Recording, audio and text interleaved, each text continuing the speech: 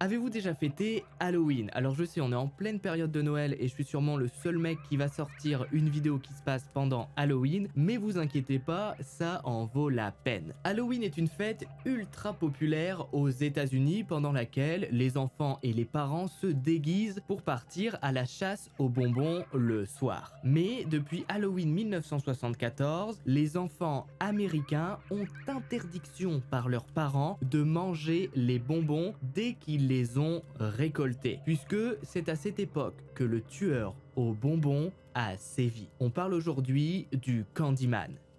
J'avoue, ça fait plus stylé en anglais. Bienvenue pour une nouvelle HVF.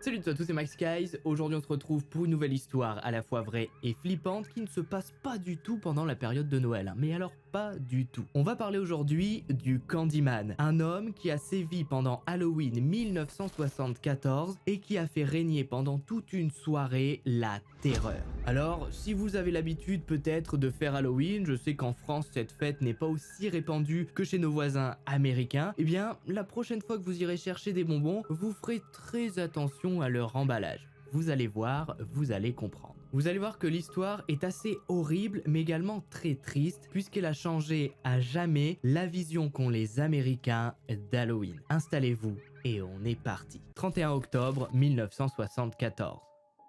Nous sommes cette fois-ci à Pasadena, au Texas. La famille O'Brien s'apprête à sortir ce soir-là pour aller faire le tour du pâté de maison et récolter des bonbons. Il y a donc Ronald, le père, qui est marié à Diane, la mère, et leurs deux enfants, Timothy, qui a 8 ans, et Elizabeth, qui a 5 ans. Ce soir-là, finalement, Diane décide de ne pas faire la tournée des maisons avec sa famille puisqu'elle se sent mal, elle est fatiguée à cause de son travail, elle préfère donc rester chez elle. Ronald décide donc d'appeler Jim, l'un de ses amis, pour qu'ils fassent le tour du quartier ensemble. Jim a également 2 enfants, donc voilà, ils vont former un petit groupe, tous sont déguisés pour aller récolter des bonbons. Ronald rejoint donc Jim et ses 2 enfants, Mark et Kimberly. Le groupe est donc réuni, comme vous pouvez le voir sur la photo, tout le monde est déguisé et le tour du quartier commence. Les 4 enfants toquent à toutes les portes qu'ils croisent, demandent des bonbons avec la fameuse phrase des bonbons ou un sort, et la plupart des gens qui ouvrent leurs portes jouent le jeu et leur donnent des bonbons. La soirée se passe donc super bien, Ronald et Jim discutent sans vraiment faire attention à leurs enfants, tellement cette fête est populaire aux États-Unis et tellement on ne se doute pas un seul instant que quelque chose peut se passer. Après plusieurs dizaines de minutes de marche, le groupe arrive devant une maison qui a les lumières éteintes. Normalement, lors d'Halloween, lorsque quelqu'un éteint ses lumières, ça veut dire je n'ai pas de bonbons, venez pas m'embêter. Mais les 4 enfants décident quand même d'aller toquer et de sonner. Donc Ronald et Jim les suivent et ils attendent devant la maison. Malheureusement, personne ne vient. À ce moment-là, Jim, Mark, Kimberly, Timothy et Elizabeth décident de continuer leur tour de quartier. Mais Ronald dit alors au groupe qu'il préfère rester devant la maison au cas où le monsieur qui habite ici se lève, que voilà, ils ont quand même pas mal tambouriné sur la porte, ils ont sonné, donc s'il ouvre, il préfère quand même s'excuser. Donc le groupe part sans Ronald. Quelques minutes plus tard, Ronald revient le sourire aux lèvres. Finalement, l'homme lui a ouvert la porte. Bon, il semblait un peu aigri, il a pas vraiment vu son visage, mais il lui a donné 5 Pixie Sticks. Alors en fait, les Pixie Sticks, on en a en France. Vous savez, c'est des bâtonnets avec juste du sucre en fait à l'intérieur. C'est des bâtonnets qu'on ouvre et on les mange comme ça et il y a juste plein de sucre à l'intérieur. Chez nous, ça s'appelle pas des Pixie Sticks. Je connais pas la marque sous laquelle c'est vendu, mais voilà, en gros, c'est ce genre de choses. Donc Ronald distribue alors les Pixie Sticks. Il en donne un à chaque enfant et il garde le 5e pour sa poche. Que bon, lui aussi, il aime bien les bonbons et lui aussi, il aimerait bien manger ce Pixie Sticks ce soir. Bref, la récolte continue et puis le groupe finit par se séparer. Chacun rentre chez lui avec ses enfants. Une fois rentré, Ronald ferme sa porte, mais seulement quelques minutes plus tard, quelqu'un vient toquer. Bon, il joue le jeu, il ouvre, c'est un garçon qui lui demande des bonbons ou un sort, et Ronald lui donne donc des bonbons et son Pixie Stix. Voilà, il s'est fait avoir, il a perdu son Pixie Stix, mais c'est pas grave, il a passé une bonne soirée. Avant d'aller dormir, Timothy et Elizabeth, les enfants de Ronald, lui demandent s'ils peuvent manger quelques bonbons avant d'aller dormir. Ronald accepte et il leur dit qu'ils ne peuvent manger qu'un seul bonbon. Elizabeth prend un bonbon au hasard et Timothy saute sur son Pixie Stix. D'ailleurs, il galère à l'ouvrir puisque le Pixie Stix est refermé par une agrafe. Vous savez, le haut, normalement, on peut juste le déchirer et on met tout le sucre dans sa bouche. Et bien là, il y a une petite agrafe qui empêche justement d'arracher ce bout. Donc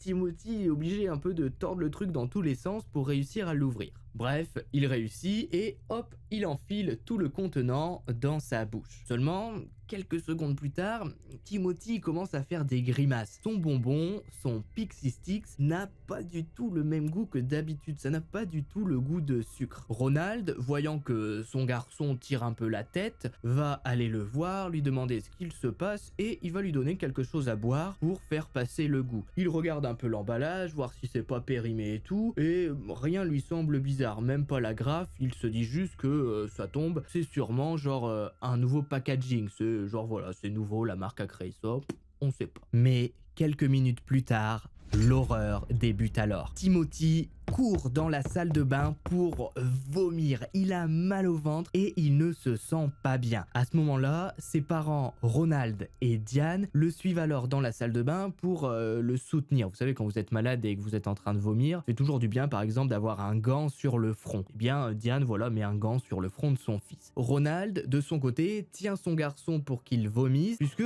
Timothy commence un peu à trembler. Et au bout de quelques secondes, Timothy ne répond plus. Son corps est tout mou, il ne dit plus rien et il a les yeux fermés. Il a fait comme un espèce de malaise. Rapidement, des hurlements se font entendre dans la maison et une dizaine de minutes plus tard, une ambulance débarque. Timothy est alors pris en charge, il ne répond plus à rien, il ne parle plus, ne respire presque plus et les ambulanciers le mettent alors dans l'ambulance pour l'emmener à l'hôpital le plus vite possible. Malheureusement, Timothy, qui a 8 ans, décédera sur le trajet qui le mène à l'hôpital.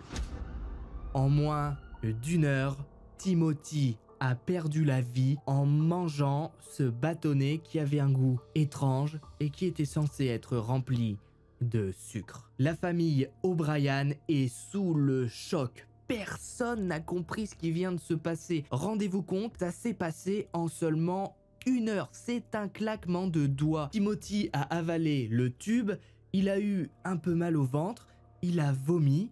Et puis, c'en était terminé. Rapidement, les médecins de l'hôpital vont immédiatement analyser Timothy et ils vont dire que le Pixie Stix qu'a avalé Timothy ne contenait pas que du sucre, mais de la cyanure. Un puissant poison capable de terrasser un homme en seulement quelques minutes. La panique générale. La famille O'Brien vivant dans un quartier résidentiel, la rumeur se répand ultra rapidement. En moins d'1 heure, tous les parents sont au courant que Timothy O'Brien est décédé après avoir mangé un bonbon qu'il avait récolté ce soir. Des parents qui sont alors pris de panique vont jeter les bonbons à la poubelle et vont emmener leurs enfants qui ont donc mangé des bonbons aux urgences. D'autres vont carrément les forcer à vomir. La fête est finie et la soirée d'Halloween qui avait pourtant très bien commencé se transforme en cauchemar. Immédiatement, dans l'heure qui suit, le quartier est bouclé. Les policiers tentent alors de récupérer un maximum de bonbons et ils vont analyser sur place le Pixie Stix qu'a mangé Timothy. Et effectivement, le bâtonnet est empoisonné. Ronald va alors être interrogé et les policiers vont lui demander « Écoutez monsieur, on comprend votre peine, mais est-ce que vous pouvez nous dire où est-ce que vous avez eu ces fameux bonbons, ces fameux Pixie Stix? Qui vous les a donnés ?» Et Ronald, qui est donc forcément sur le coup de l'émotion, il est toujours sous le choc, ne saura pas dire dans quelle maison il a eu les bonbons. Il saura juste dire que c'était une maison qui était dans le noir, il n'y avait pas de lumière, ils ont toqué et quelqu'un a ouvert. Bref, les policiers n'ont alors aucun indice. Mais il dit aux policiers que lui, il a eu 5 Pixie Sticks et qu'il les a distribués à un peu tout le monde. Le deuxième appartient à sa fille, mais il y en a 2 autres chez Jim, son ami. Les policiers se précipitent alors chez Jim, qui habite à seulement quelques pâtés de maison de là. Il toque, il tambourine à la porte, faut se rendre compte, il est environ 23h30, la soirée d'Halloween est terminée, tout le monde est presque prêt à aller dormir, et Jimmy ouvre sans vraiment savoir ce qu'il se passe. Et les policiers lui expliquent immédiatement le problème. Ils soupçonnent que les bonbons qu'ont eu ses enfants sont empoisonnés. Heureusement, les enfants de Jim, ce soir-là, n'ont mangé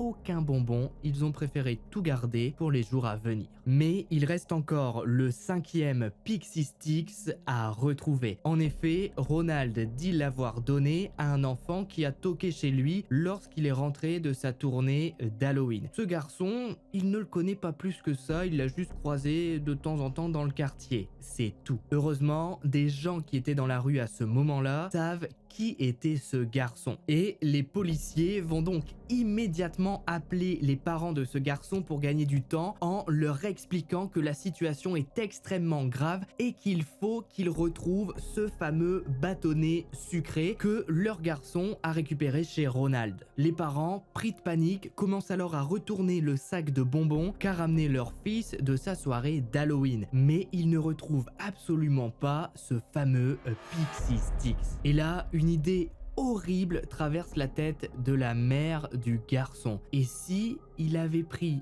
ce bâtonnet pour le manger dans sa chambre? Elle se précipite alors dans la chambre du garçon, ouvre la porte à toute vitesse et dans le bruit, le garçon ne se réveille pas. La mère s'approche alors, l'enfant semble dormir, point lié, il ne réagit pas.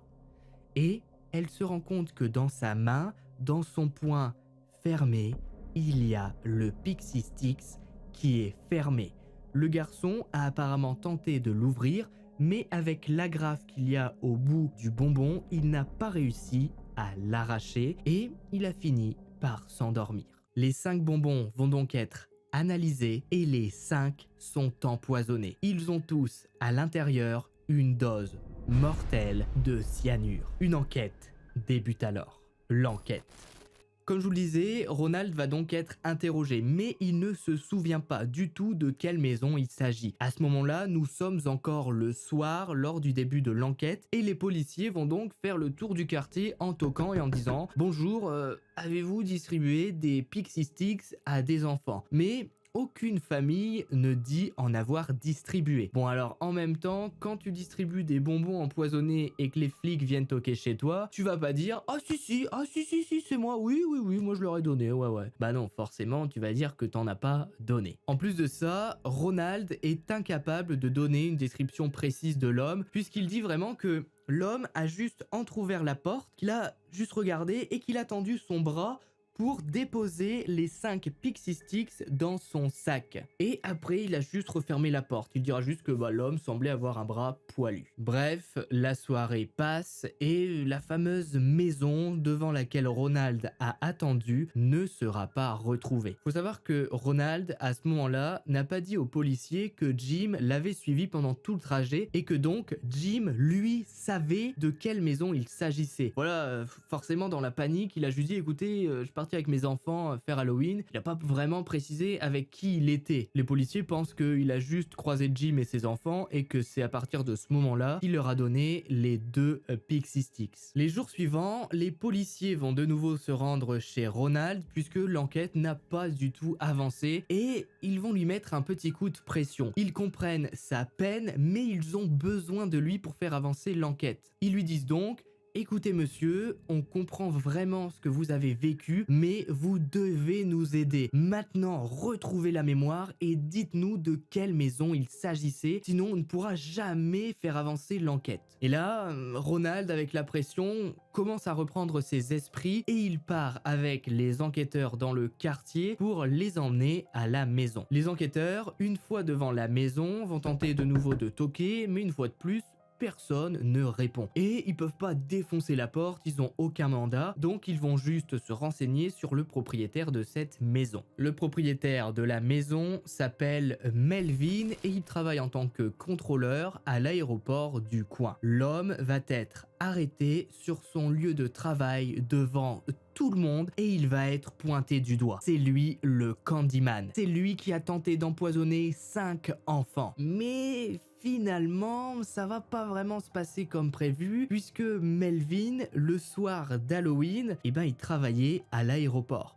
Va y avoir plus de 200 personnes travaillant à l'aéroport qui vont être interrogées et ces 200 personnes diront « Bah oui, moi j'ai croisé Melvin, oui il a travaillé ce soir-là jusque tard dans la soirée, donc il était pas du tout chez lui. » En plus de ça, Melvin n'a pas du tout un bras poilu et les seules personnes qui étaient chez lui à ce moment-là sont sa femme et sa fille. Il n'y avait aucun homme poilu dans la maison. À partir de ce moment-là, les enquêteurs vont commencer à douter, puisque si ce n'est pas Melvin le coupable, et si sa femme dit que y avait aucun homme dans la maison le soir d'Halloween, on a un problème.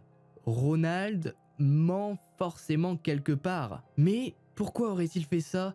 Pour quelle raison aurait-il empoisonné son fils et aurait-il tenté d'empoisonner 4 autres enfants? C'est un crime ultra grave, c'est l'un des crimes les plus graves même. Un enfant, c'est innocent, ça n'a rien demandé à personne. Eh bien, on se rend vite compte que Ronald est endetté à hauteur de 100 000 $ et qu'il est sur le point de perdre sa maison et sa voiture. On se rend également compte que sur les derniers mois, jusqu'à Halloween, il a signé plusieurs assurances vie au nom de ses enfants. En gros, il a été voir des assurances et il a mis plusieurs assurances vie sur la tête de chacun de ses enfants. Les assurances vie vont de 10 000 $ à plus de 20 000 $, qui est plutôt énorme. Pour résumer, en gros, s'il arrive quelque chose à l'un de ses enfants, Ronald touche le pactole. Ces assurances vont alors être contactées. Les policiers leur demandent si elles ont déjà payé. Et toutes vont dire que non, elles n'ont pas encore payé, mais que Ronald les harcèle tous les jours pour recevoir la somme qui lui est due suite au décès de son fils. Tous les jours, il appelle pour avoir son argent. Alors, on n'est que quelques jours après la mort de Timothy et personnellement, je trouve ça quand même étrange. Enfin, moi, de moi-même, ça va pas être mon premier réflexe par exemple, et même peut-être vous. Si un jour, l'un de vos enfants meurt, votre premier réflexe, c'est pas de prendre le téléphone et d'appeler l'assurance en disant « Ouais, c'est bon, il est plus là, bon maintenant, faut mon argent, hein, comme prévu sur le contrat. » C'est assez bizarre comme comportement. Bien évidemment, vous vous en doutez, peu à peu, la rumeur va gonfler. Et si Ronald avait fait tout ça pour rembourser ses dettes? Mais ça ne répond toujours pas à la question de pourquoi il aurait tenté d'empoisonner les enfants de son ami Jim et pourquoi il aurait donné un bâtonnet empoisonné à un garçon qu'il ne connaît pas du tout, qui était venu juste récolter des bonbons. C'est bizarre. Un vendeur va donc appeler les enquêteurs en leur disant que quelques jours avant Halloween, un homme ressemblant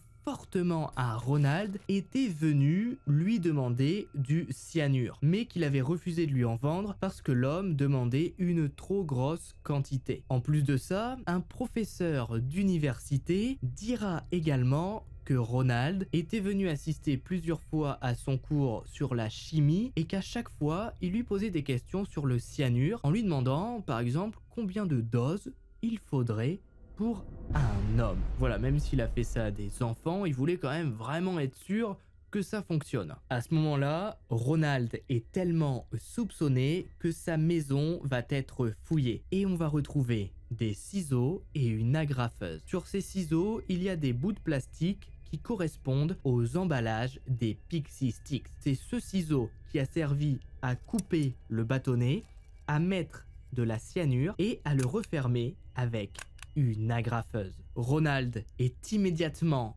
arrêté et il plaide non coupable. Malgré tout, un procès va avoir lieu. Le procès.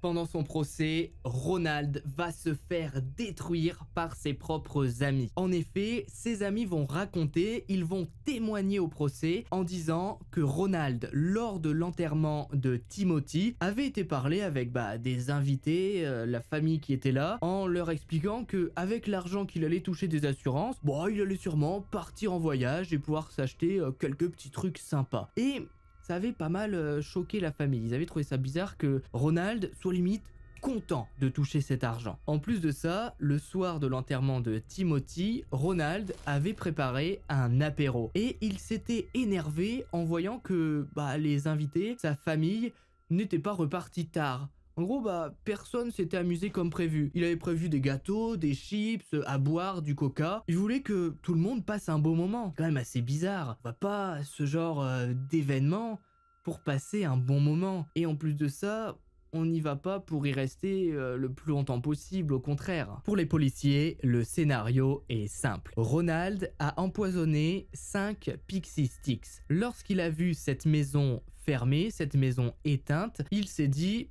Super, je vais faire accuser un innocent. Il a donc attendu devant la maison, a pris ses propres Pixie Sticks et il est ensuite revenu vers son groupe. Et il a dit alors à Jim et aux enfants, ah regardez, il y a un homme qui m'a donné 5 Pixie Sticks, et il les a alors donnés aux enfants de Jim et à ses propres enfants. Comme ça pouvait brouiller les pistes. Le 5e Pixie Sticks, il l'a donc donné au 5e enfant qui était venu toquer chez lui. Et puis voilà, ça ne l'a pas dérangé de donner ces bonbons empoisonnés à des enfants qui étaient complètement innocents. En plus de ça, il s'est clairement dit qu'il allait faire accuser un innocent. Imaginons que Melvin n'ait eu aucun alibi. On est aux États-Unis, imaginons que l'enquête soit mal faite. Melvin aurait pu passer le reste de ses jours alors qu'il n'avait absolument rien fait. Ronald, ça le dérangeait absolument pas d'envoyer un homme innocent en prison. Malgré tout, il va continuer à plaider non coupable. Vous savez, aux États-Unis, comme un peu partout, c'est pas un grand juge qui va donner sa décision dans ce genre de procès. On va faire appel à des jurés qui sont donc des gens comme vous et moi que l'on va appeler pour ces procès en leur disant vous venez, vous assistez à tout le procès et puis à la fin vous déclarez l'accusé coupable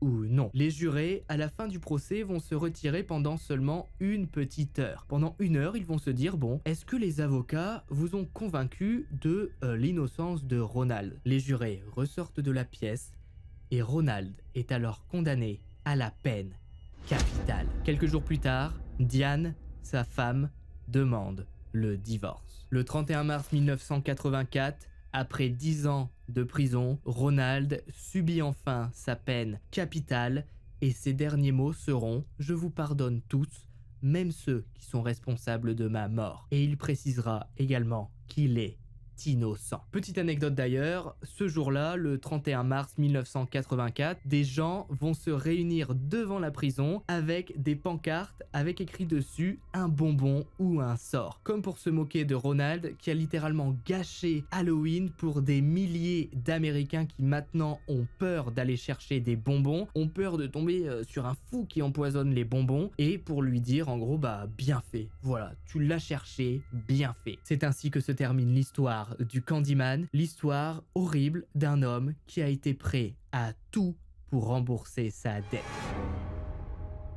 Si vous avez regardé la vidéo jusqu'au bout, mettez bonbon en commentaire. N'oubliez pas le pouce bleu, de vous abonner et d'activer la cloche des notifications. Je vous souhaite à tous et à toutes de très bonnes fêtes de fin d'année. Voilà, profitez de Noël, profitez du jour de l'an. Normalement, cette vidéo sortira pendant la semaine des fêtes. Donc voilà, je le répète, voilà, je parle d'Halloween pendant cette semaine-là, mais c'est pas grave. Voilà, c'est Max Guys. On se retrouve très bientôt pour de prochaines histoires à la fois vraies et flippantes. Il y aura quand même des vidéos pendant les fêtes, normalement.